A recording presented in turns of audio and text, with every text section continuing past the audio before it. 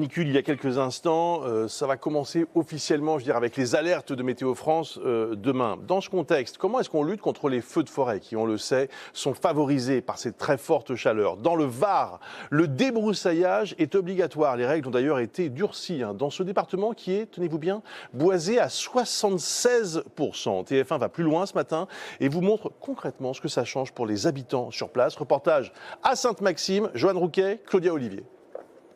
Regardez cette parcelle de gauche. Le propriétaire a bien débroussaillé tout autour de sa maison dans un rayon de 50 mètres, y compris au-delà de sa clôture. Mais de l'autre côté, les propriétaires n'ont pas encore coupé la végétation, comme vous pouvez le constater. Alors pour faire respecter cette obligation de débroussaillement dans le Var, des contrôles sont effectués par les services de l'État ou la police municipale. Maïté patrouille dans ce lotissement de Sainte-Maxime, à proximité d'un massif forestier.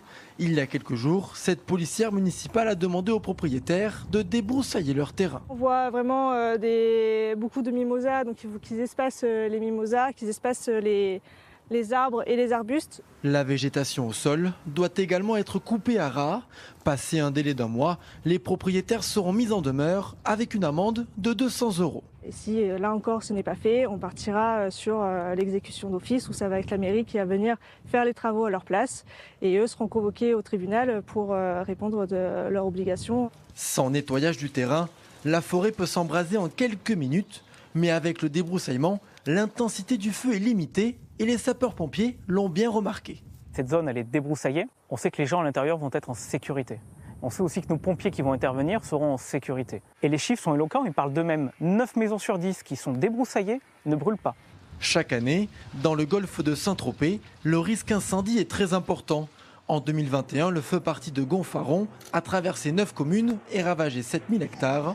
Pour limiter la propagation des flammes et protéger les biens et les personnes, l'intercommunalité va encore plus loin en élargissant la zone de débroussaillement.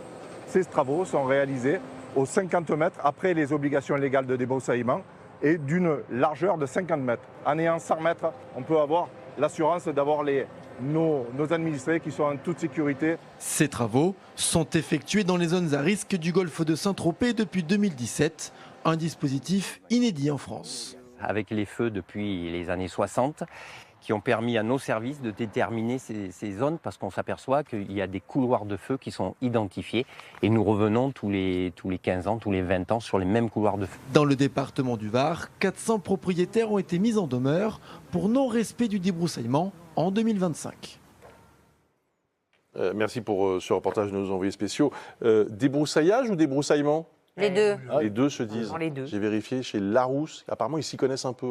Il paraît, J'ai vérifié, ils auraient publié quelques dictionnaires. Et donc, les deux se disent. Si jamais ce mot débroussaillage vous a heurté, voilà.